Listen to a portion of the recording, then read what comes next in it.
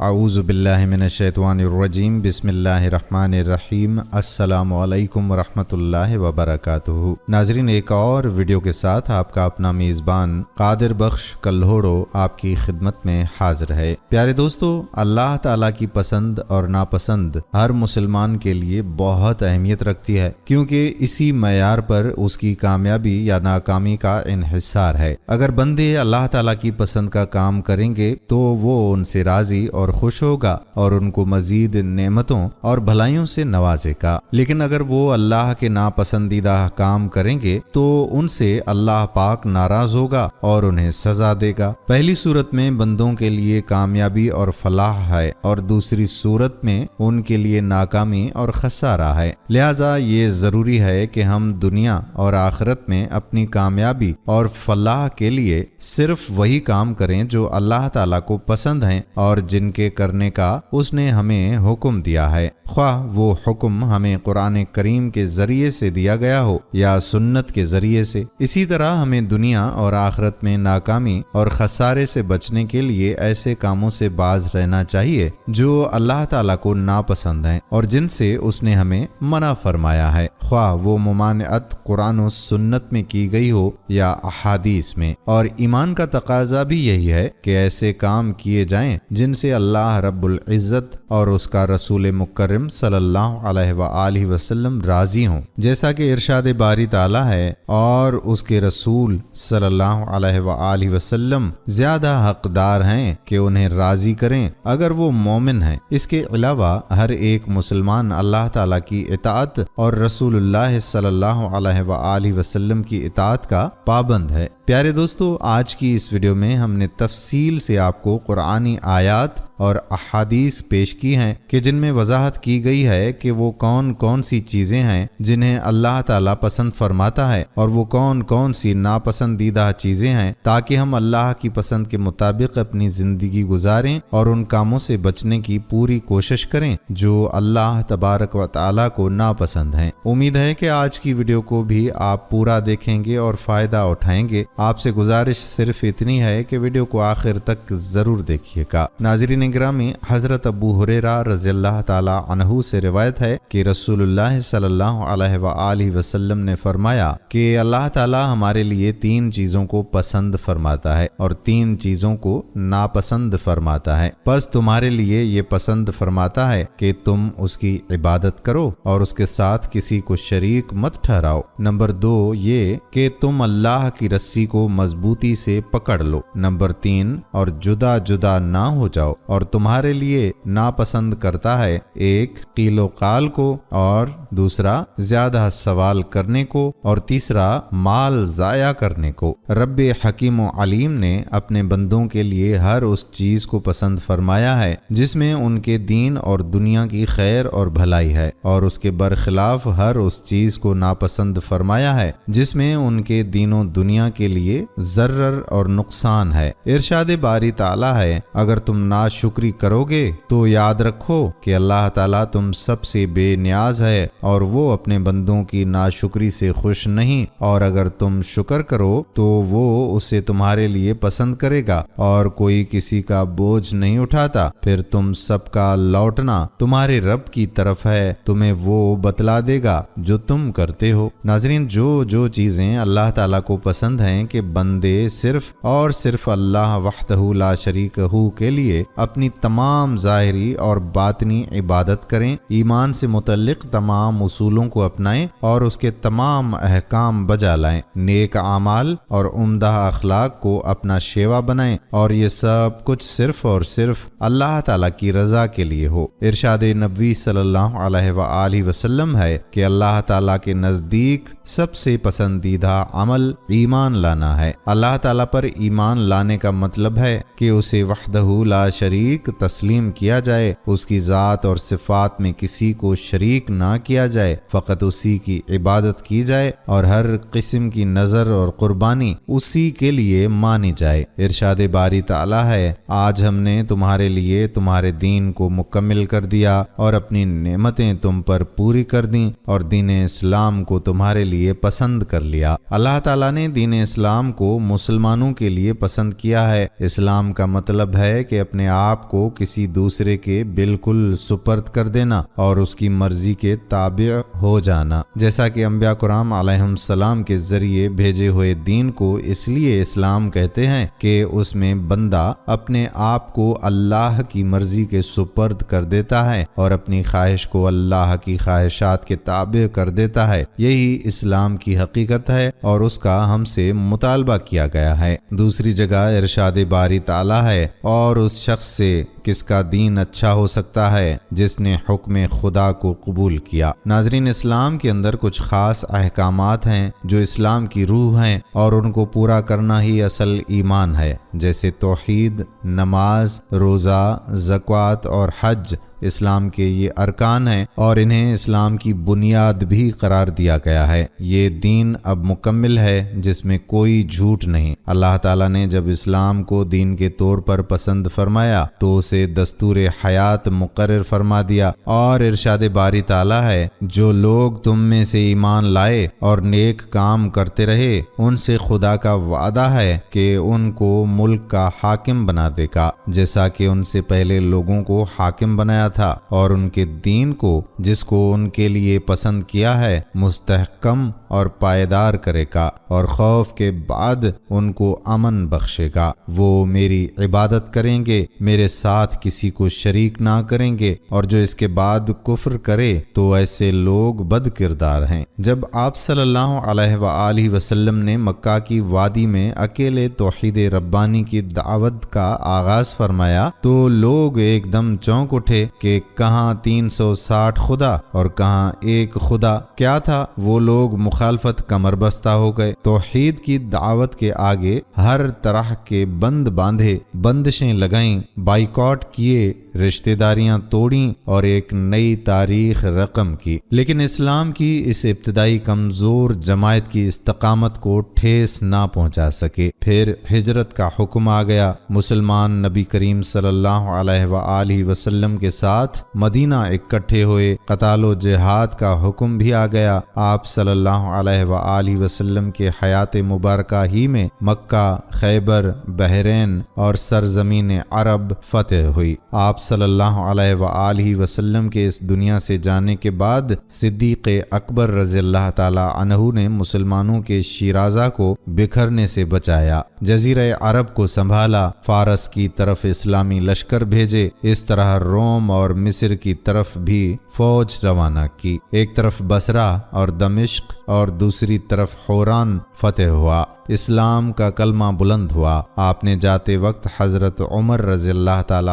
عنہ کو خلیفہ بنایا، جن کے دور خلافت میں قیصر و کسریٰ کی حکومتیں بکھر گئیں، ان کی فوجیں پسپا ہو گئیں اور مسلمان قسطنطنیہ تک بڑھتے چلے گئے۔ اس طرح آپ صلی اللہ علیہ وآلہ وسلم سے اللہ تعالی کا وعدہ پورا ہوا۔ حضرت عثمان کے دور میں اسلام اندلس، قبرص، بحر محیط، جبرالٹر اور چین تک پھیل گیا۔ کسرا جہنم واصل ہوا، عراق، خراسان اور اہواز تک کے علاقے فتح ہو گئے، ترکوں کا شہنشاہ شکست کھا گیا اور مشرق و مغرب کا خراج دربار خلافت میں پیش کیا جانے لگا۔ آپ صلی اللہ علیہ وآلہ وسلم کا ارشاد ہے کہ بے شک یہ دین وہاں تک پہنچے گا جہاں تک رات اور دن پہنچتے ہیں۔ اللہ تعالیٰ روئے زمین پر کوئی کچا پکا گھر نہیں چھوڑے گا مگر اس میں اس دین کو داخل کر کے رہیں گے، چاہے کوئی خوش ہو یا ناراض ہو کہ اللہ تعالیٰ اس اسلام سے مسلمانوں کو عزت دے گا اور کفر کو ذلیل کرے گا۔ ناظرین، اللہ تعالیٰ کو دین میں نرمی پسند ہے۔ نبی پاک صلی اللہ علیہ وآلہ وسلم کا ارشاد ہے،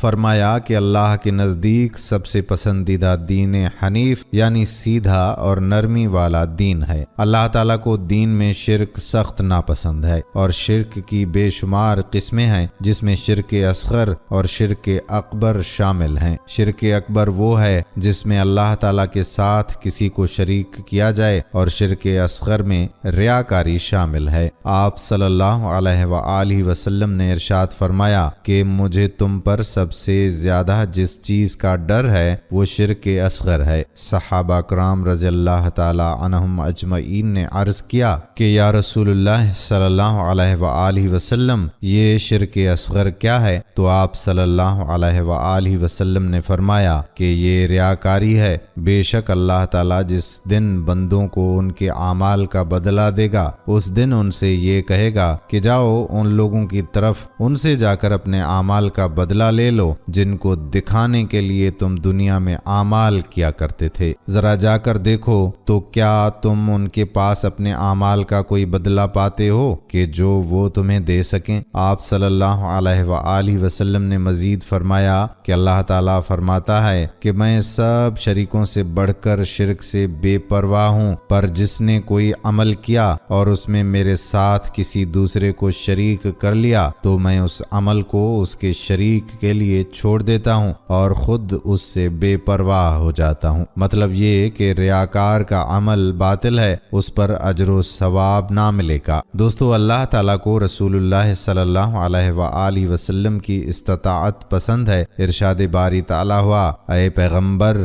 لوگوں سے کہہ دو کہ اگر تم خدا کو دوست رکھتے ہو تو میری پیروی کرو، خدا بھی تمہیں دوست رکھے گا اور تمہارے گناہ معاف کرے گا۔ نبی پاک صلی اللہ علیہ وآلہ وسلم کی پوری اطاعت کے بغیر اللہ اور اس کے رسول صلی اللہ علیہ وآلہ وسلم کی محبت کا دعویٰ فضول ہے۔ اللہ تعالیٰ کو بندے کے اعمال صالحہ پسند ہیں۔ اللہ تعالیٰ ارشاد فرماتا ہے، اور جو لوگ ایمان لائے اور نیک عمل کرتے رہے وہ تمام مخلوق سے بہتر ہیں، ان کا صلہ ان کے پروردگار کے ہاں ہمیشہ رہنے کے باغ ہیں جن کے نیچے نہریں بہ رہی ہیں، ہمیشہ اس میں رہیں گے، خداوند ان سے خوش اور وہ اس سے خوش۔ یہ صلہ اس لیے ہے کہ جو اپنے پروردگار سے ڈرتا رہا۔ یقیناً یہی سب سے اچھے لوگ ہیں جو اللہ اور اس کے رسول صلی اللہ علیہ وآلہ وسلم، فرشتوں، تقدیر، قیامت اور مرنے کے بعد جی اٹھنے، میزان اور جنت اور دوزخ، غرض ضروریات ایمان اور دین میں سے ہر ایک پر پختہ ایمان رکھتے ہیں،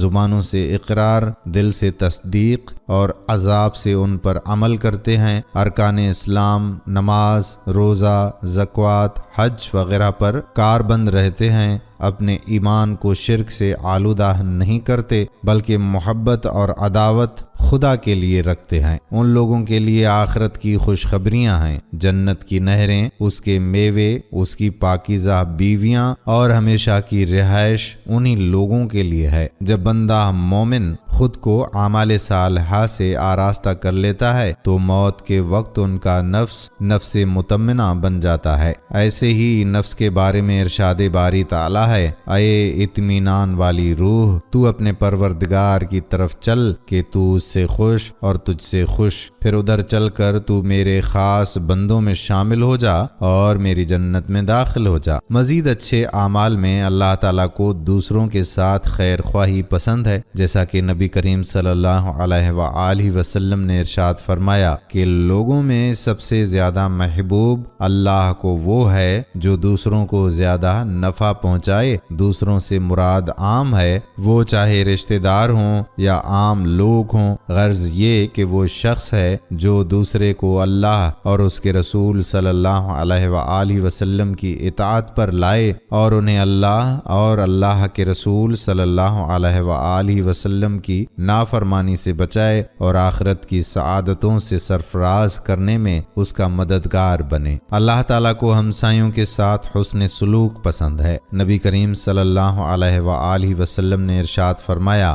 خدا کی قسم وہ مومن نہیں۔ عرض کیا گیا کہ یا رسول اللہ صلی اللہ علیہ وآلہ وسلم کون مومن نہیں؟ آپ صلی اللہ علیہ وآلہ وسلم نے فرمایا کہ جس کے پڑوسی اس کی شرارتوں اور آفتوں سے خائف رہتے ہیں۔ اپنے پڑوسی کے ساتھ حسن سلوک اور شریفانہ برتاؤ یہ ایمان کی شرائط اور اس کے لوازم میں سے ہے، اس کے بغیر گویا ایمان نامکمل ہے۔ ارشاد باری تعالیٰ ہے، اور ماں ماں باپ اور قرابت داروں اور یتیموں اور محتاجوں اور رشتہ داروں، ہمسایوں اور اجنبی ہمسایوں اور رفقائے پہلو، پاس بیٹھنے والوں، سب کے ساتھ احسان کرو۔ ناظرین، اللہ تعالیٰ کو اچھے اخلاق والا مسلمان پسند ہے۔ آپ صلی اللہ علیہ وآلہ وسلم نے فرمایا کہ اللہ تعالیٰ کو سب سے زیادہ محبوب وہ بندے ہیں جن کے اخلاق اچھے ہیں۔ دوسرے مسلمان کو خندہ پیشانی سے ملنا، اس سے کسی مصیبت کو دور کرنا، کسی کا قرض ادا کرنا،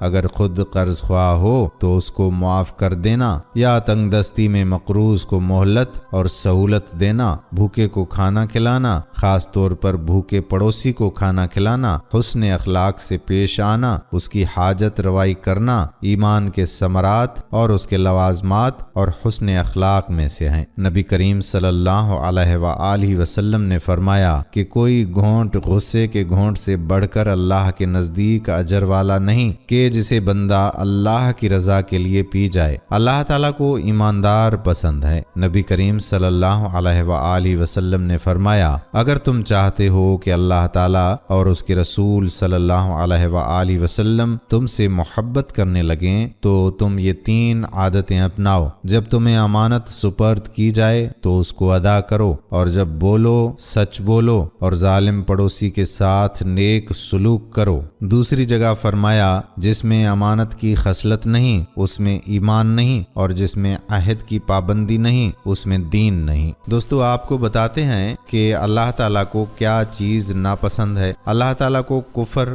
اور کافر ناپسند ہیں، لہٰذا ارشاد باری تعالیٰ ہے تو خدا بھی کافروں کو دوست نہیں رکھتا۔ ایمان کو تباہ اور برباد کرنے والے اعمال میں سب سے پہلے کفر اور شرک کا نام آتا ہے۔ کفر ایمان کی ضد ہے۔ کفر کا معنی چھپانا اور ڈھانپنا ہے۔ کافر کو اسی لیے کافر کہتے ہیں کیونکہ وہ حق کو چھپاتا ہے اور اس پر پردہ ڈالتا ہے۔ کافر حق کا منکر، وجود خدا کا انکار کرنے والا، اس کی عبادت میں دوسروں کو شریک کرنے والا، نبی کریم صلی اللہ علیہ وآلہ وسلم کی رسالت اور قرآن کریم کا انکار کرنے والا ہوتا ہے۔ وہ آپ صلی اللہ علیہ وآلہ وسلم کی سنتوں کو نہ صرف جھٹلاتا ہے بلکہ ان کا مذاق بھی اڑاتا ہے، فرشتوں اور کتابوں کا انکار کرتا ہے اور نبیوں میں تفریق کرتا ہے کہ اسی طرح کافر کا قیامت اور مرنے کے بعد جی اٹھنے پر بھی ایمان نہیں ہوتا۔ ان لوگوں کے بارے میں اللہ تعالیٰ فرماتا ہے کہ وہ لوگ جن کی سعی دنیا کی زندگی میں ناکام ہو گئی اور وہ یہ سمجھے ہوئے ہیں کہ وہ اچھے کام کر رہے ہیں۔ کافر نہ صرف اللہ تعالیٰ کے وجود کو جھٹلاتے ہیں بلکہ لوگوں کو اللہ کی راہ سے دور ہٹانے کی کوشش بھی کرتے ہیں۔ ایسے لوگوں سے اللہ ناخوش ہے اور ان سے ناراض ہے۔ دوستو، اللہ تعالیٰ ظالموں کو بھی پسند نہیں کرتا،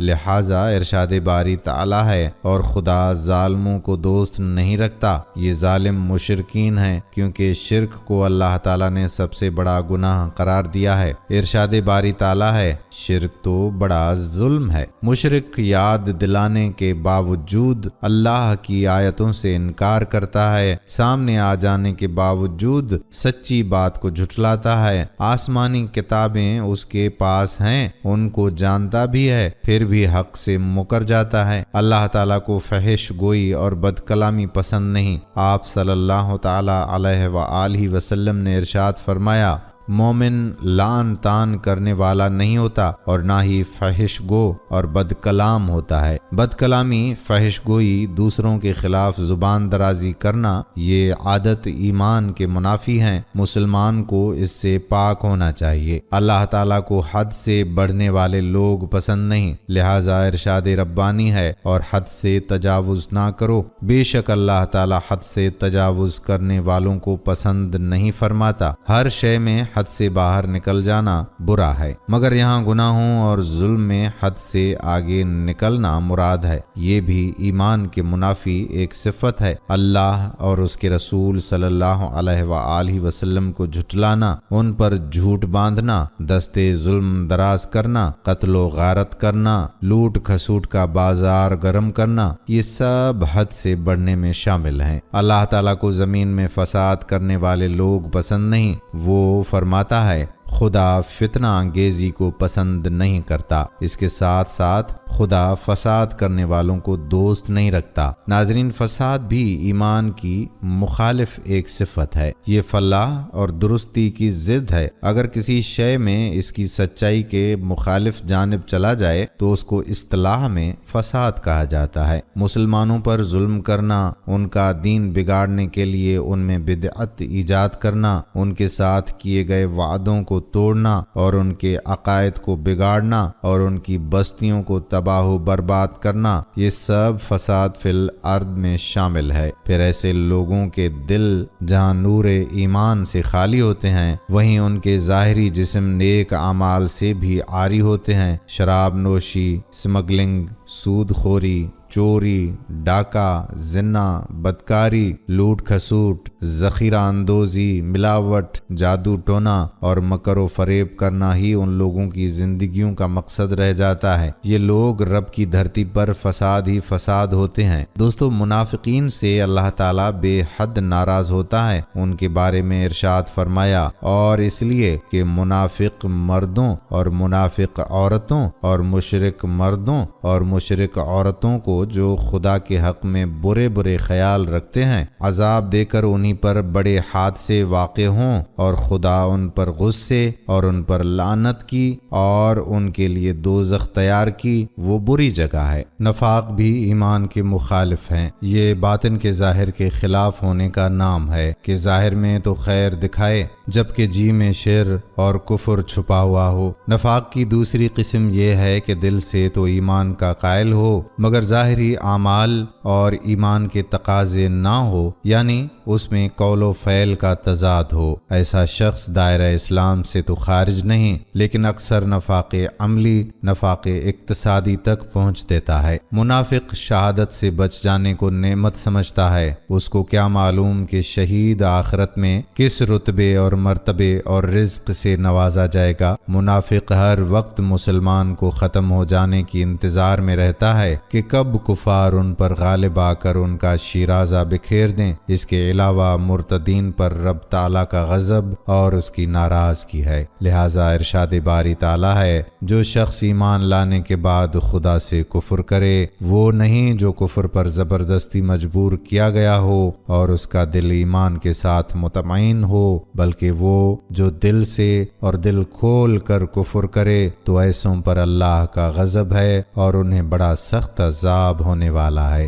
مرتد بھی ایمان کا مخالف ہوتا ہے۔ یہ پہلے اسلام لا کر پھر اپنے اختیار اور پورے ہوش و حواس کے ساتھ دوبارہ کفر کی طرف لوٹ جاتا ہے۔ یہ مرتدین نہ صرف یہ کہ خود اسلام سے برگشتہ ہوتے ہیں، بلکہ اپنی کتابوں، اپنے لیکچروں، اپنی کانفرنسوں، مذاکروں، رسالوں اور ریڈیو اور ٹیلی ویژن کے ذریعے دنیا بھر کے مسلمانوں کو بھی اسلام سے برگشتہ کرنے کی کوشش میں دن رات مصروف رہتے ہیں۔ یہ مرتدین رب کی ردائے عظمت اور جلال پر ہاتھ ڈالنے کے لیے تلے رہتے ہیں اور نبی کریم صلی اللہ علیہ وآلہ وسلم کی شان میں گستاخیاں کرتے پھرتے ہیں، لیکن اللہ جل جلالہ حضرت محمد صلی اللہ علیہ وآلہ وسلم ان کی کفر سے نہایت بلند اور برتر اور اعلیٰ رافع ہیں۔ ایسے لوگوں کے بارے میں ارشاد باری تعالیٰ ہے، اور اگر تم منہ پھیرو گے تو وہ تمہاری جگہ اور لوگوں کو لے آئے گا اور پھر وہ تمہاری طرح کے نہیں ہوں گے۔ مسلمانوں کو اسلام سے برگشتہ ہونے سے بچانے کے لیے اللہ تعالیٰ نے مسلمانوں کو یہود و نصارہ کی اطاعت سے منع فرمایا ہے، کیونکہ وہ لوگ تو شب و روز مسلمانوں کو کافر بنانے کی کوشش کر رہے ہیں۔ جیسا کہ ارشاد باری تعالیٰ ہے،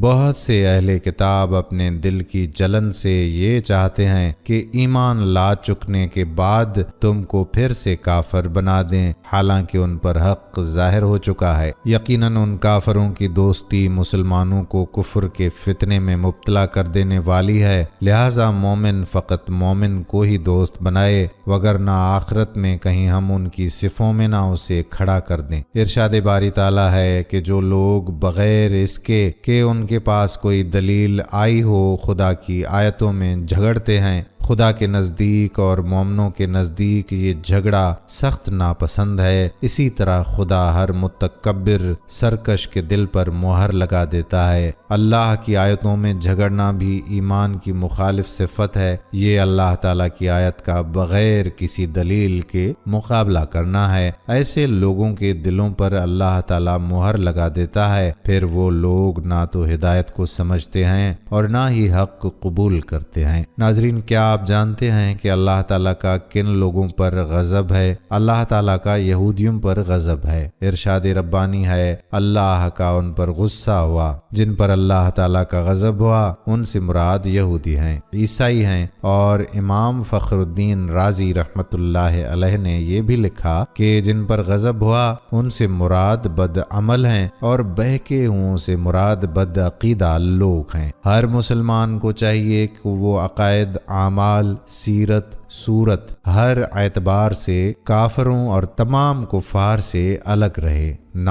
ان کے طور طریقے اپنائے، نہ ہی ان کے رسم و رواج اور فیشن اختیار کرے، اور ان کی دوستیوں اور صحبتوں سے دور رہتے ہوئے اپنے آپ کو قرآن و سنت کے سانچے میں ڈھالنے میں ہی اپنے لیے دونوں جہانوں کی سعادت تصور کرے۔ انہوں نے رب کے ساتھ شرک کیا اور ان کے ساتھ نافرمانی کی حد کر دی، اس لیے دوسری جگہ ارشاد ہوتا ہے اور وہ خدا کے غضب میں گرفتار ہوئے۔ ناظرین، یہودی اتنی ناشکری قوم ہے کہ ان کے لیے دریا پھاڑا گیا، فرعونی لشکروں سے انہیں بچا لیا گیا اور اسی دریا میں فرعون کو غرقاب کر دیا گیا۔ اس نعمت اور بجائے شکر کے فوراً ہی مطالبہ کر بیٹھے کہ ان کے لیے خدا کا ایک بت بنا ہونا چاہیے۔ ان پر دھوپ نہ پڑتی تھی، بادل ان پر سایہ کیے رہتے تھے، ان کے لیے پتھروں سے چشمے جاری ہو جاتے تھے اور ہر قبیلے کے لیے الگ الگ چشمہ جاری کیا گیا۔ ان کے لیے من و سلوہ اتارا گیا، انہیں ارض مقدس میں داخل ہونے کی خوشخبری سنائی گئی، مگر اس کے لیے قتال کو شرط ٹھہرایا گیا کہ قتال ضروری ہے۔ یہودیت سنتے ہی وہیں کی وہیں بیٹھی رہی اور ارض مقدس میں داخل ہونے کی سعادت کو ٹھکرا دیا، اور حضرت موسیٰ علیہ السلام سے کہا کہ آپ جائیں اور ان سے لڑ لیجئے، ہم یہیں بیٹھے ہیں۔ اس کی سزا انہیں یہ ملی کہ وہ 40 سال تک شب و روز ایک ویران میدان میں بلا مقصد حیران اور سرکردہ پھرتے رہتے تھے اور انہیں نکلنے کا راستہ نہ ملتا تھا۔ انہوں نے ہمیشہ اپنے نبیوں کو پریشان کیا تو اللہ تعالیٰ نے بھی انہیں قیامت تک کی پریشانیوں میں مبتلا کر دیا۔ یہ کمیونٹی کے مسائل آج بھی کسی طرح حل ہونے میں نہیں آ رہے۔ یہ قرآن کی اکانیت کا کھلا معجزہ ہے۔ انہوں نے مردوں کو زندہ ہوتے دیکھا پھر بھی ایمان نہیں لائے تو ان کے دل قیامت تک کے لیے سخت پتھریلے کر دیے گئے۔ آج بھی قابل قبول سب سے زیادہ بیزار قوم یہی ہے۔ انہوں نے اپنے علماء اور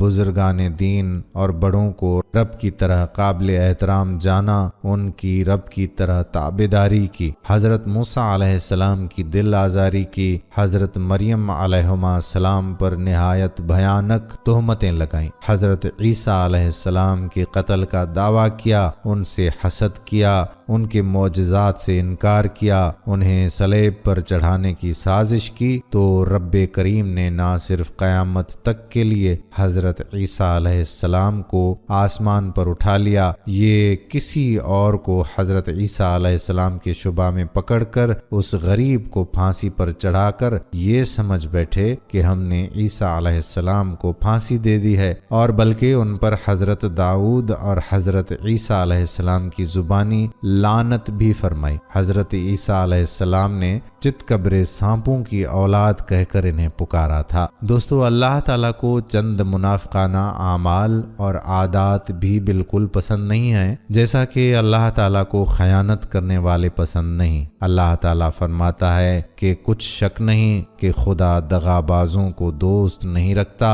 اور دوسری جگہ ارشاد ہوا کہ بے شک خدا کسی خیانت کرنے والے ناشکرے کو دوست نہیں رکھتا۔ اللہ تعالیٰ کو جنگ کے دن پیٹھ پھیر کر بھاگنے والے بزدل پسند نہیں۔ جو لوگ میدان جنگ میں جا کر بھی مردانہ وار راہ خدا میں جہاد و قتال نہ کریں، ان کے بارے میں اللہ جل شانہ فرماتا ہے، اے ایمان والو، جب جنگ میں تمہارا دشمن سے مقابلہ ہو تو ان سے پیٹھ نہ پھیرنا، اور جو شخص جنگ کے دن اس صورت کے سوا کہ لڑائی کے لیے کنارے کنارے چلے، یعنی حکمت عملی سے دشمن کو مار ڈالے یا اپنی فوج میں جا ملنا چاہے، ان سے پیٹھ پھیرے گا تو سمجھو کہ خدا کے غضب میں گرفتار ہو گیا، اور اس کا ٹھکانہ دوزخ ہے، اور وہ بہت ہی بری جگہ ہے۔ اللہ تعالیٰ نے مسلمانوں کو اس سے منع فرمایا اور عین جنگ کے وقت بھاگنا حرام ٹھہرایا، اور اس کے مرتکب کو شدید سزا کی دھمکی دی ہے۔ اللہ تعالیٰ کو مسلمانوں کا قاتل پسند نہیں ہے۔ ارشاد باری تعالیٰ ہے، اور جو شخص مسلمان کو قصدن مار ڈالے گا تو اس کی سزا دوزخ ہے، جس میں وہ ہمیشہ جلتا رہے گا، اور خدا اس پر غضبناک ہوگا اور اس پر لعنت کرے گا، اور ایسے شخص کے لیے اس نے بڑا سخت عذاب تیار کر رکھا ہے۔ اللہ تعالیٰ نے ایک مسلمان کو بیجا قتل کرنے کو پوری انسانیت کے قتل کر دینے کے مترادف ٹھہرایا ہے۔ دوستو، اللہ تعالیٰ کو توبہ کرنے والے بندے بے حد پسند ہیں، کیونکہ اللہ تعالیٰ فرماتا ہے کہ کچھ شک نہیں کہ خدا توبہ کرنے والوں اور پاک صاف رہنے والوں کو دوست رکھتا ہے۔ جب کسی شخص کو آخرت کا خوف دامنگیر ہو جاتا ہے تو وہ اپنے ظاہر اور باطن کو رب تعالیٰ کا فرما بردار بنانے میں لگ جاتا ہے، اور اس لیے وہ توبہ استغفار کے اہتمام کرتا ہے۔ لہٰذا جب اس شخص سے کوئی گناہ سرزد ہو جاتا ہے تو جب تک وہ رو کر توبہ استغفار کر کے اس کو معاف نہیں کروا لیتا اور رب تعالیٰ کی طرف رجوع نہیں کر لیتا، اس وقت تک اس کو چین نہیں آتا۔ ایسا شخص جہاں اپنے باطل کو گناہوں کی پلیدی اور نجاست سے بچاتا ہے، وہیں یہ اپنے ظاہر کو بھی ظاہری پلیدی اور نجاست سے بچانے کا اہتمام کرتا ہے۔ اس لیے اللہ تعالیٰ نے پاک اور صاف رہنے والوں کو نجاستوں اور پلیدوں سے بچنے والوں کو اپنا دوست فرمایا۔ اللہ تعالیٰ کو دنیا سے بے رغبت شخص پسند ہے۔ نبی کریم صلی اللہ علیہ وآلہ وسلم کا ارشاد ہے کہ دنیا سے بے رغبت ہو جا، اللہ تجھ کو دوست رکھے گا۔ جس شخص کے دل میں جتنا آخرت کا خوف ہوگا وہ دنیا سے اتنا ہی کنارہ کش ہوگا، وہ دنیا سے بے رغبت اور آخرت کی طرف مائل ہوگا، وہ غیر ضروری اشیاء کو خواہ وہ حلال ہی کیوں نہ ہو ترک کر دے گا اور باقدر کفایت پر راضی رہے گا۔ زہد و پرہیزگاری اور دنیا سے بے رغبتی کی اصل یہ ہے کہ دنیا کو حاصل کرنے کی قدر کے باوجود اپنی مرضی سے دنیا ترک کر دے۔ اس کے بعد آدمی کا سینہ آخرت کے لیے روشن ہو جاتا ہے اور آخرت کی صحیح قدر و قیمت دل میں جاگزیں ہو جاتی ہے، اور دنیا اپنی پوری بے رونقیوں کے ساتھ عالم آشکار ہو جاتی ہے۔ پھر وہ آدمی خود کو مسافر سمجھتا ہے اور وہ فقط زاد راہ پر کفایت کرتا ہے۔ اس کا لازمی نتیجہ یہ نکلتا ہے کہ آدمی دنیاوی لذت سے ترک تعلق کر لیتا ہے۔ اس دنیا سے وہ فقط اتنا ہی لیتا ہے جتنے سے اس دنیا کا آخرت تک کا سفر آسانی سے کٹ جائے۔ اللہ تعالیٰ کے نزدیک دنیا ایک بے وقعت اور حقیر چیز ہے، اس لیے اللہ تعالیٰ کو دنیا سے بے رغبت انسان پسند ہے، یعنی جسے دنیا کا لالچ نہ ہو، دنیا کی دنیاوی اور مادی چیزوں کے پیچھے وہ بھاگتا نہ رہے۔ دوستو، تہجد ایک ایسی عبادت ہے جو اللہ تعالیٰ کے نزدیک نہایت ہی پسندیدہ عبادت ہے۔ لہٰذا نبی کریم صلی اللہ علیہ وآلہ وسلم نے فرمایا کہ 3 شخص ہیں جنہیں اللہ تعالیٰ پسند فرماتا ہے۔ ایک وہ شخص جو ایک جماعت میں ہو، جو سفر کر رہی ہو اور ان کا رات کا یہ سفر لمبا ہو جائے حتیٰ کہ وہ سفر کی تھکاوٹ کی وجہ سے کسی جگہ ٹھہرنا چاہتے ہوں، پس وہ ایک جگہ ٹھہر جائیں، اور شدید تھکاوٹ کی وجہ سے وہ لوگ خواب خرگوش کے مزے لینے لگیں، مگر ایک شخص ان میں سے ایک طرف ہو کر نماز پڑھنے میں مشغول ہو جائے حتیٰ کہ صبح کے وقت انہیں کوچ کرنے کے لیے بیدار کرے۔ اس حدیث میں ایسے شخص کا حال بیان کیا گیا ہے کہ جو ہر وقت خدا سے ڈرتا رہتا ہے اور اس کے دل میں ہر وقت آخرت کا دھیان رہتا ہے، اور اس لیے وہ دنیا کی راہوں میں جی نہیں لگاتا اور سب لوگ آرام کرنے اور اپنے پہلوؤں کو راحت دینے چل پڑتے ہیں۔ یہ تھکے ماندے بدن کو لے کر رب کریم کے حضور کھڑا ہو جاتا ہے، اور اس کا یہ شکستہ اور بے چین بدن سو کر نہیں بلکہ ساری رات رب سے مناجات کر کے آرام پاتا ہے۔ ایسے لوگوں کے لیے اللہ تعالیٰ نے جنت تیار کر رکھی ہے جسے کبھی کسی آنکھ نے نہیں دیکھا اور جس کے بارے میں کبھی کسی کان نے نہیں سنا۔ نبی کریم صلی اللہ علیہ وآلہ وسلم کا فرمان عالی شان ہے، جو اللہ سے ملنا پسند کرے تو اللہ بھی اس سے ملنے کو پسند فرماتا ہے۔ ایک صحابی حضرت عائشہ رضی اللہ تعالی عنہا کی خدمت میں حاضر ہوئے اور عرض کیا کہ اے ام المومنین، میں نے حضرت ابو ہریرہ رضی اللہ تعالی عنہ کو رسول اللہ صلی اللہ علیہ وآلہ وسلم کی ایک ایسی حدیث بیان کرتے سنا ہے کہ اگر اسی طرح ہے تو ہم سب تو ہلاک ہو گئے۔ آپ رضی اللہ تعالی عنہ نے فرمایا کہ بے شک ہلاک ہونے والا تو رسول اللہ صلی اللہ علیہ وآلہ وسلم کے قول کے ساتھ ہلاک ہونے والا ہے، وہ بات کیا ہے؟ تو حضرت شریح رضی اللہ تعالی عنہ نے بتلایا کہ وہ یہ ارشاد نبوی ہے کہ آپ صلی اللہ علیہ وآلہ وسلم نے فرمایا، جس کو رب سے ملاقات پسند ہے تو اللہ کو بھی اس سے ملاقات پسند ہے، اور جس کو رب سے ملاقات ناپسند ہے تو رب کو بھی اس سے ملاقات ناپسند ہے، اور ہم میں سے ہر ایک ہی موت کو ناپسند کرتا ہے۔ تو حضرت عائشہ نے اس سے فرمایا کہ بے شک ارشاد نبوی صلی اللہ علیہ وآلہ وسلم، لیکن مراد وہ نہیں جو تم نے لیا ہے، لیکن بات یہ ہے کہ جب ایک شخص پر نزاع کا عالم طاری ہوتا ہے اور اس کی آنکھیں الٹتی ہیں اور سینے میں گھنگرو بولنے لگتا ہے اور رونگٹے کھڑے ہو جاتے ہیں اور انگلیاں ایٹن کی وجہ سے سکڑ جاتی ہیں اور سکڑ کر ٹیڑھی میڑھی ہو جاتی ہیں، تو اس وقت رب کی ملاقات کو پسند کرتا ہے، اللہ بھی اس سے ملاقات کو پسند کرتا ہے۔ اللہ تعالیٰ کو ظالم مالدار پسند نہیں، جیسا کہ نبی کریم صلی اللہ علیہ وآلہ وسلم نے اس امت کے لیے مال کو فتنہ قرار دیا ہے۔ اگر کوئی نبی کریم صلی اللہ علیہ وآلہ وسلم کی عہد مبارک سے لے کر آج تک کے جملہ احوال پر نظر ڈالے تو وہ دیکھے گا کہ مال کی حرص متواتر بڑھتی ہی چلی جا رہی ہے۔ اس حرص نے رب کے بے شمار بندوں کو رب کی نافرمانی پر آمادہ کر لیا ہے۔ دولت کی حرص آدمی کے ایمان اور عقل کو کھا جاتی ہے۔ آدمی بوڑھا ہو جاتا ہے مگر اس کی حرص اور جوان ہوتی جاتی ہے، اور جو لوگ سونا اور چاندی جمع کرتے ہیں اور اس کو خدا کے راستے میں خرچ نہیں کرتے، ان کو اس دن کے عذاب علیم کی خوشخبری سنا دو، جس دن وہ مال دوزخ کی آگ میں خوب گرم کیا جائے گا، پھر اس سے ان بخیلوں کی پیشانی اور پہلو اور پیٹھیں داغی جائیں گی اور کہا جائے گا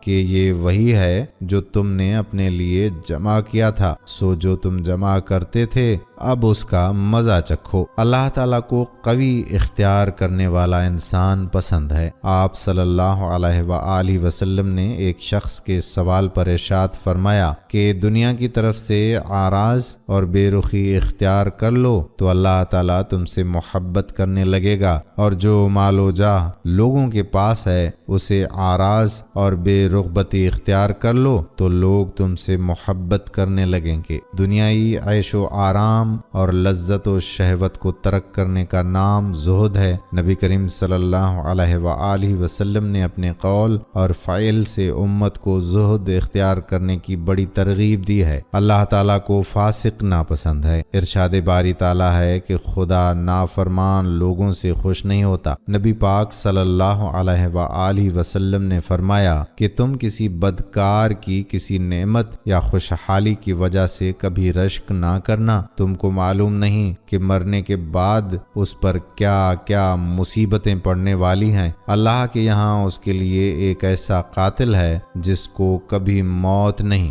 فاسق وہ لوگ ہوتے ہیں جو جھوٹے ہوں، نافرمان ہوں اور اللہ تعالیٰ کے حکم پر نہ چلیں اور اللہ کی زمین پر فساد کرتے ہیں۔ اللہ تعالیٰ کو اونچی اخلاق والے لوگ پسند ہیں۔ نبی کریم صلی اللہ علیہ وآلہ وسلم نے ارشاد فرمایا کہ تم میں سب سے اچھے وہ لوگ ہیں جن کے اخلاق اچھے ہیں۔ قرآن کریم فرقان حمید میں بتایا گیا ہے کہ نجات پانے والا طبقہ وہ اہل ایمان ہیں جن کی یہ صفات ہیں: نماز میں عجز و نیاز کرنا، بےہودہ باتوں سے گریز کرنا، زکوٰۃ ادا کرنا، شرم گاہوں کی حفاظت کرنا، ایمان اور اقراروں کا پاس اور لحاظ رکھنا اور نمازوں کا پابندی کے ساتھ ادا کرنا۔ دوسری جگہ مومنین کی یہ صفات بتائی گئی ہیں: توبہ کرنا، عبادت کرنا، روزہ رکھنا، رکوع اور سجدہ کرنا، امر بالمعروف اور نہی عن المنکر کرنا اور حدود علیہ کی حفاظت کرنا۔ اللہ پاک کو اپنی مخلوق کے ساتھ احسان کرنے والا پسند ہے۔ احسان کرنے والوں کے بارے میں ارشاد باری تعالیٰ ہے: بے شک خدا نیکی کرنے والوں کو دوست رکھتا ہے۔ اللہ تعالیٰ کو اللہ کے لیے محبت کرنے والے بندے بے حد پسند ہیں۔ آپ صلی اللہ علیہ وآلہ وسلم نے ارشاد فرمایا: جس بندے نے بھی اللہ کے لیے کسی بندے سے محبت کی، اس نے اپنے رب عز و جل کی عظمت اور توقیر کی۔ رب کے لیے محبت کرنا یہ کمال ایمان میں سے ہے، اور ایسی محبت در حقیقت رب تعالیٰ کی محبت کے تابع ہوتی ہے، جیسا کہ حدیث میں بیان کیا گیا ہے: انبیاء کرام، ملائکہ، مقربین، صحابہ کرام اور اولیاء سے آدمی اللہ رب تعالیٰ کی محبت کی وجہ سے ہی محبت کرتا ہے۔ اس کے بعد آدمی فاسق اور ظالم لوگوں سے نفرت کرنے لگتا ہے، جس طرح کہ رب کے محبوب بندوں کے ساتھ کسی قسم کی حسن سلوک کو ترک کرنے میں وہ کسی چیز کا سہارا نہیں لیتا۔ نبی کریم صلی اللہ علیہ وآلہ وسلم کو اپنی بیگمات، ازواج مطہرات، امہات المؤمنین سے یہی محبت تھی۔ اللہ تعالیٰ کو دوسروں کو نفع پہنچانے والا بھی پسند ہے۔ آپ صلی اللہ علیہ وآلہ وسلم نے فرمایا کہ اللہ تعالیٰ کو سب سے زیادہ وہ شخص پسند ہے جو دوسروں کو زیادہ سے زیادہ نفع دے۔ نبی پاک صلی اللہ علیہ وآلہ وسلم نے سارے مسلمانوں کو ایک بدن کی طرح قرار دیا ہے کہ اگر ایک کو تکلیف ہو تو سب مسلمان محسوس کرتے ہیں۔ سارے مسلمان ایک سیسا پلائی ہوئی دیوار کی طرح ہیں۔ یہ آپس میں حسد، بغض، کینہ نہیں رکھتے اور نہ ہی یہ نفرت سے ایک دوسرے سے منہ پھیرتے ہیں اور نہ ایک دوسرے پر بدگمانی کرتے ہیں اور نہ ایک دوسرے کے عیبوں کی ٹوہ میں رہتے ہیں، نہ ایک دوسرے پر ظلم و ستم دراز کرتے ہیں اور نہ ہی کوئی ایک دوسرے کو رسوا کرنے کی کوشش میں لگے رہتے ہیں۔ ایک مسلمان دوسرے بھائی کی مصیبت دیکھ کر کبھی بھی خوش نہیں ہوتا۔ یقیناً یہ ایک بڑی خبیث عادت ہے اور اللہ تعالیٰ کو سخت ناراض کرنے والی ہے۔ آخرت میں اس کی سزا ملے گی، بسا اوقات دنیا میں بھی اس کی سزا مل جاتی ہے۔ اس لیے دوسروں کو مصیبت میں مبتلا دیکھ کر خوش نہیں ہونا چاہیے، بلکہ رب تعالیٰ سے اس کے لیے اور اپنے لیے عافیت کی دعا مانگتے رہنا چاہیے۔ اللہ تعالیٰ کو ہر وقت جھگڑنے والا انسان پسند نہیں، جو لوگوں کو بلا وجہ اپنی زبان سے تکلیف دے اور اذیت میں رکھے۔ دوستو، ہمیں اللہ کے ناپسندیدہ کاموں سے بچ کر ایسے کام کرنے چاہیے جس سے ہمیں اللہ تعالیٰ کی خوشنودی حاصل ہو سکے اور ہم اپنے مالک و خالق کو راضی کر سکیں، کیونکہ انسان کی اصل بقا اور نجات اللہ تعالیٰ کی ناراضگی سے بچنا ہے، یعنی کہ ناپسندیدہ کاموں کو چھوڑ دینا ہے اور اس کے پسندیدہ کاموں کو اختیار کر لینا ہے، اور انسان کی نجات اور خوشی کا یہی باعث ہے جس پر روز قیامت بڑے انعام و اکرام سے نوازا جائے گا۔ اسی پر جنت اور دوزخ کا فیصلہ کیا جائے گا۔ رسول اللہ صلی اللہ تعالی علیہ وآلہ وسلم نے فرمایا، جب اللہ تعالی جنت اور جہنم کو پیدا کر چکا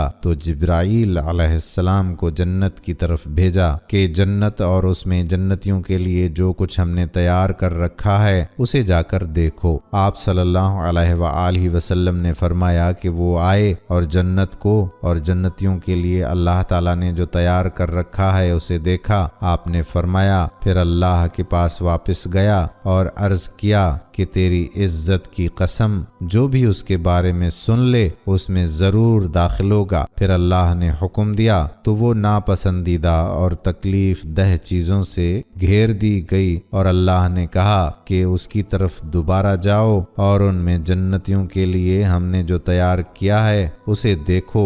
आपने फरमाया जिब्राइल अलैहिस्सलाम जन्नत की तरफ दोबारा गए तो वो नापसंदीदा और तकलीफ दह चीजों से भरी हुई थी। चुनाचे वो अल्लाह ताला के पास लौट कर आए और अर्ज किया कि या बारी ताला, मुझे अंदेशा है कि इसमें कोई दाखिल ही नहीं होगा। अल्लाह ने कहा जहन्नुम की तरफ जाओ और जहन्नुम को और जो कुछ जहन्नुमियों के लिए मैंने तैयार किया है उसे जाकर देखो। उन्होंने देखा कि उसका एक हिस्सा दूसरे पर चढ़ रहा है। वो अल्लाह के पास आए और अर्ज किया या बारी ताला, तेरी इज्जत की कसम, इसके बारे में जो भी सुन ले उसमें दाखिल नहीं होगा। फिर अल्लाह ताला ने हुक्म दिया तो वो शहवात से घेर दी गई। अल्लाह ताला ने कहा कि उसकी तरफ दोबारा जाओ। वो उसकी तरफ दोबारा गए और वापस आकर अर्ज किया कि तेरी इज्जत की कसम, मुझे डर है कि इससे कोई निजात नहीं पाएगा बल्कि इसमें दाखिल होगा। इमाम तिर्मिजी कहते हैं कि ये हदीस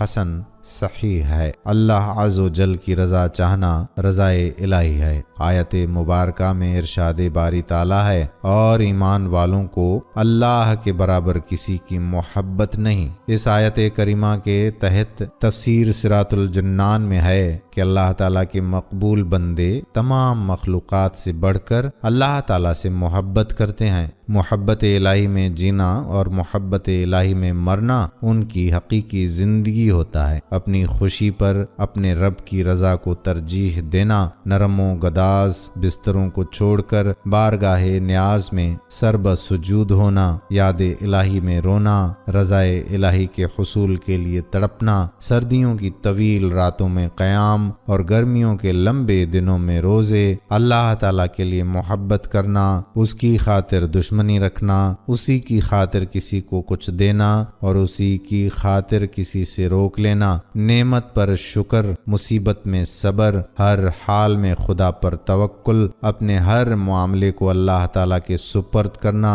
अहकाम इलाही पर अमल के लिए हमा वक्त तैयार रहना, दिल को गैर की मोहब्बत से पाक रखना, अल्लाह ताला के महबूबों से मोहब्बत और अल्लाह ताला के दुश्मनों से नफरत करना, अल्लाह ताला के प्यारों का न्याज़मंद रहना, अल्लाह ताला के सबसे प्यारे रसूल महबूब हज़रत मोहम्मद सल्लल्लाहु अलैहि वआलिहि वसल्लम को दिलो जान से महबूब रखना, अल्लाह ताला के कलाम की तिलावत, अल्लाह ताला के मुक़र्रब बंदों को अपने दिलों के करीब रखना, उनसे मोहब्बत रखना, मोहब्बत इलाही में इजाफे के लिए उनकी सोहबत इख्तियार करना, अल्लाह ताला की ताज़ीम समझते हुए उनकी ताज़ीम करना, ये तमाम उमूर और इनके अलावा सैकड़ों काम ऐसे हैं जो मोहब्बत इलाही की दलील भी हैं और इसके तकाजे भी हैं। इंसान के लिए सबसे बड़ी दौलत रज़ाए इलाही का हुसूल है और इस दौलत के हुसूल के लिए इंसान को अपनी जानो माल और इज्जत व आबरू जैसी कीमती चीज़ों को कुर्बान करना पड़े तो वो ऐसा कर गुजरता है, तब जाकर इंसान रज़ाए इलाही के मर्तबे को हासिल करने में कामयाब होता है। ये तीन चीज़ें वो हैं जिनकी कुर्बानी के बारे में अल्लाह ताला इरशाद फरमाता है और लोगों में कोई शख्स ऐसा भी होता है जो अल्लाह की रज़ा हासिल करने के लिए अपनी जान भी बेच डालता है। फिर माल की कुर्बानी के बारे में इरशाद बारी ताला है और जो लोग अपने माल अल्लाह की रज़ा हासिल करने के लिए खर्च कर देते हैं। सूरह बकरा आयत नंबर 665। एक और जगह इरशाद बारी ताला हुआ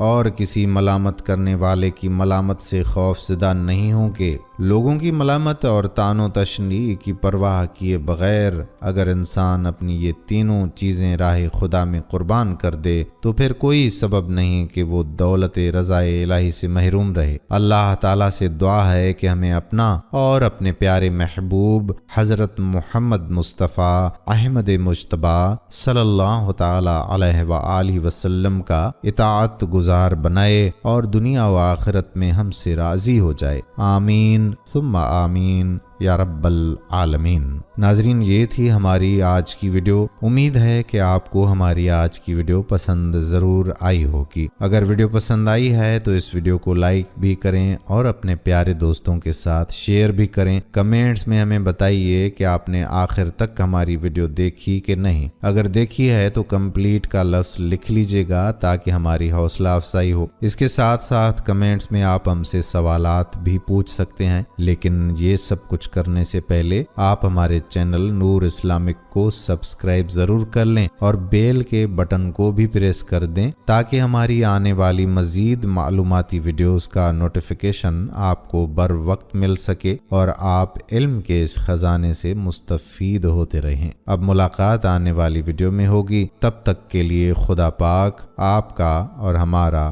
حامی و ناصر ہو۔ فی امان اللہ۔